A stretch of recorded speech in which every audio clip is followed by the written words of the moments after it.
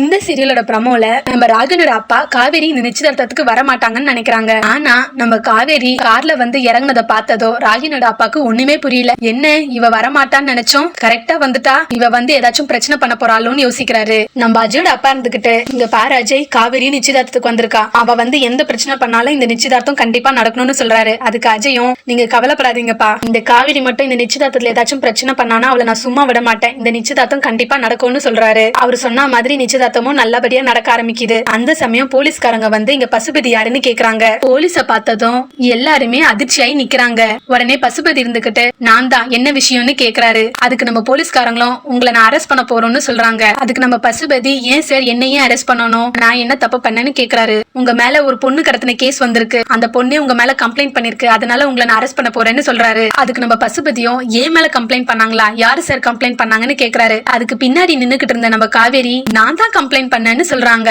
அதை பார்த்து ராகினிக்கும் அஜய்க்கும் ஒன்னும் புரியல. இந்த போலீஸ் கம்ப்ளைண்ட்ல இருந்து நம்ம பசுபதி எப்படி தப்பிக்க போறாருன்றத பொறுத்திருந்து பார்க்கலாம். இது போன்ற பல சுவாரஸ்யமான நிகழ்ச்சிகளுக்கு ஸ்டார் வியூஸ் சேனலை சப்ஸ்கிரைப் பண்ணுங்க. தேங்க்யூ.